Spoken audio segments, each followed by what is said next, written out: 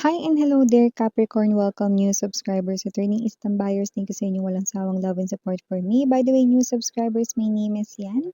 At yun nga, kung di nyo pa alam, may pati other channel link down below sa ating description box. If interested, just click that link para mapunta kayo doon. Araw-araw ay nag-upload tayo ng collective readings for all signs.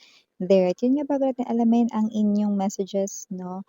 May reminders muna tayo na wala tayo ditong gender, bae, lalaki, LGBT, lahat tayo welcome.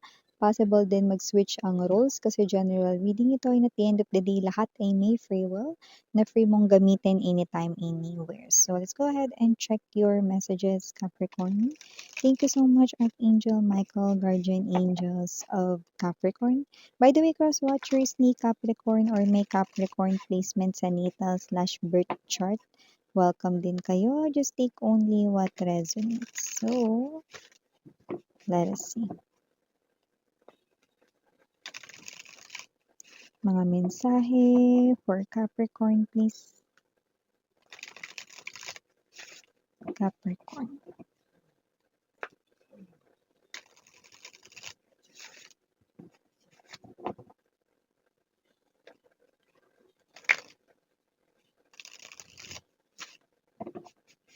Okay, so meron kayo ritong energy is Capricorn ng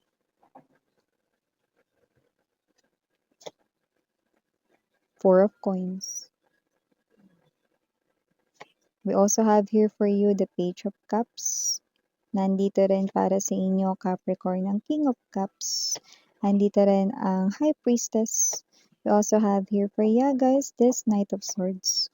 Nandito din ang Six of Coins. Bottom of the deck para sa'yo, Capricorn, Nine of Coins. We also have here the Star and the Two of Wands. Wow! Meron ditong hindi nyo nakikita pero mukhang paganda ang career or job mo, no? Yung iba may negosyo, no? Dahil nakikita ko rito, no, na meron dito, no, na magpapaangat sa inyo. No? This is a big star right in here. So, hindi mo talaga to nakikita because this is behind you.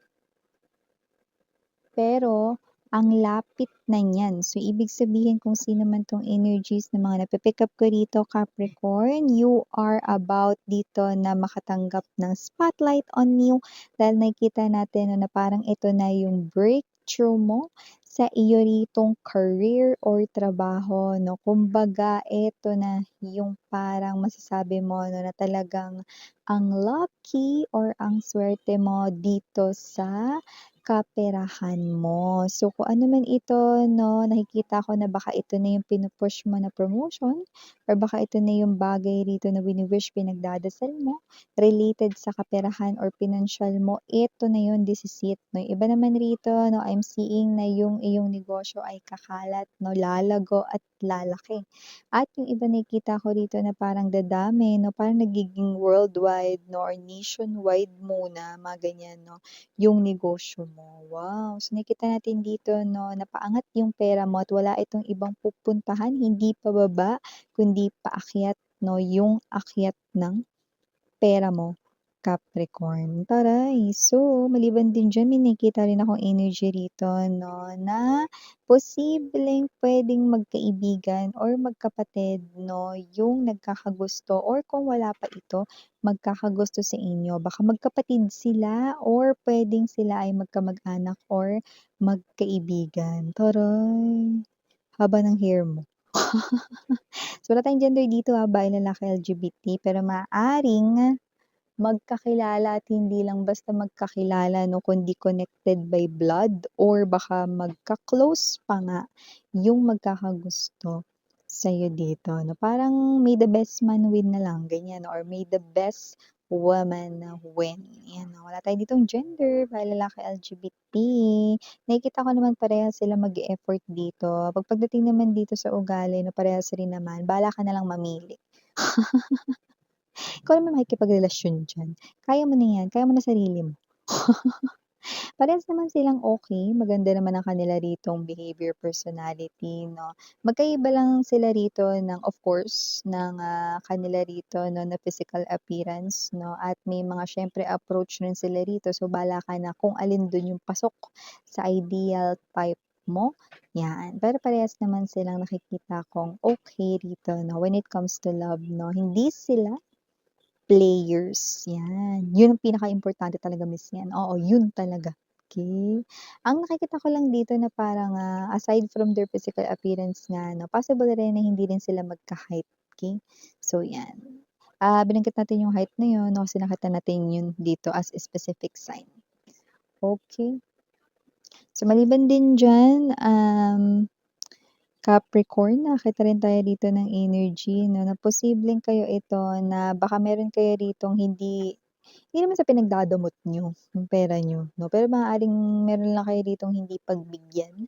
Maaaring may lumapit rito sa inyong person na humihingi ng tulong pinansiyal, pero nakikita kong tatanggi ka kaagad 'no, or ikaw ito na nakikita mo pa lang siya na malayo, alam mo na yung kailangan niya. Or nakikita mo pa lang siya 'no, alam mo na na hindi mo talaga siya pahihiramin, 'yan 'no. Kung sino man 'tong energy na 'to baka may utang pa siya sa'yo, 'di ba? Or baka naman walang isang salita yung tao na yun, 'yan. So, puwedeng alam mo na kasi yung history niya or alam mo kasi yung ugali niya, baka hindi siya marunong magbayad, 'yan 'no.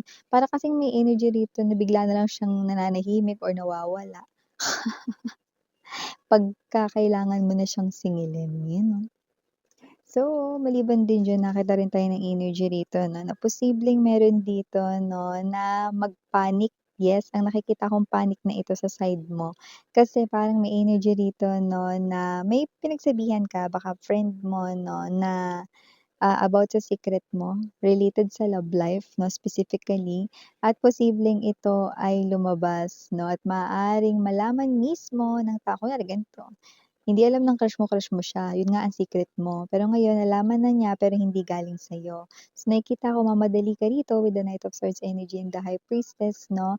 Hindi ko alam kung ang gagawin mo dito kasi medyo habang ikaw ay bumabiyahe or papunta sa kanya medyo magulo ang isip mo. So hindi ko alam dito kung yan ba ay babawiin mo, tatanggihin mo na hindi mo siya gusto or hindi mo siya crush or wala kang feelings sa kanya or sasabihin mo na ng diretso kasi total nalaman niya na, 'yan 'no. Medyo magulo pa kasing isip mo dito pero nakikita ko na may sasabihin ka diyan.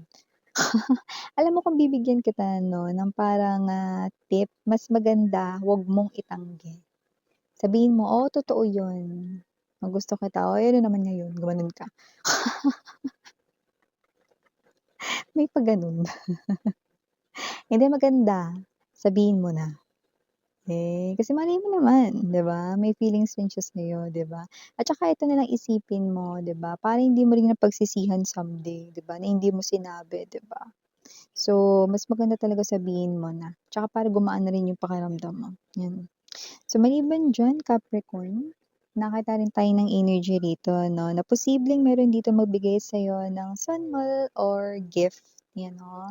Ito ay pinaghirapan mo kaya ka nabigyan ng ganito. So, ito ay parang gift or sunmol, pero in a form of reward. So, puwedeng may kinalaman din 'to sa trabaho mo, baka meron kang natapos na project or nagustuhan rito ng boss or ng company yung quality of your work 'no, may mare-receive ka ditong incentives, credits, mga ganyan 'no, in a form of cash or salary, income, 'yan. So, ay taray, libre, libre. O maliban diyan Capricorn, nakakita rin tayo ng energy rito with the Nine of Pentacles energy sa mga single diyan, nakikita ko rito na parang gusto niyo munang enjoyin ang pagka-single. Gusto niyo rin ng love life, pero nakikita ko dito na parang okey lang naman kung wala pang dumating ngayon, Miss 'yan. Kasi parang na-e-enjoy ko pa yung aking pagiging single, 'yan, parang may gano'n kayo rito. Okey. Pero gusto ko lang sabihin sa inyo single na hindi rin magtatagal na kayo ay magiging single. Dahil meron akong nakikita rito makaka-cross paths ninyo, Two of Wands energy kung saan pasabi-sabi pa kayong okey-okey diyan, pero 'pag nakita niyo siya nakikita ko rito ang movie ticket, manonood kayo ng sine or magde-date kayo dito 'no. So 'yan ang nakikita ko rito, paano-ano pa kayo diyan, 'pag nakita niyo siya, ba't ano ba siya Miss 'yan? Makikita ko na 'yan ang inyong ideal type or kung hindi na may itsura 'yan, 'yan oh. Iba ba 'yan Miss 'yan do'n sa sinabi mo kanina na oo, iba pa ito, okey. So, maliban din diyan Capricorn, nakakita rin ako ng energy rito na posible na imbes na isa lang ang bilhin mo baka dalawa ang bilhin mo. Dahil hindi ka makapagdesisyon kung alin diyan. Kunwari example 'no, wag ka tayong lumayo, itong lipstick lang na ito 'no, pero kahit anong bagay ito 'no, puwedeng dalawang lipstick ang ganda nung shade bagay sa'yo, dalawa. Eh, pero wala namang sale, dapat isa lang bilhin mo, parang gano'n ka, eh. So, whatever the case may bi nakikita ko 'no, bibilhin mo pa rin dalawa kahit walang sale. Kasi nakita mo yung parang happiness mo na bagay sa'yo yung shades. So, yun nakikita natin dito. Yung iba puwedeng, okey lang naman yung ganyan 'no, na dalawa yung bibilhin mo 'no, pero 'pag pagdating sa mga mamahalin yan, diyan ka talaga mag-isip, kasi kunwari dalawang model yung gusto mong cellphone 'no, isa lang bilhin mo mare 'no, kasi may pagkamahal yan. Nakikita ko na baka pagsisihan mo pag-uwi mo, 'di ba? So 'pag mga ganito lang, mga damit, 'yan, oh, or lipstick, mga ganyan lang 'no, carry lang dalawa, okey? Kasi nakikita ko dalawa talaga bibilhin ninyo, dalawa. Pero 'pag mga pangmamahalin kagaya ng appliances, isa lang bilhin mo mare.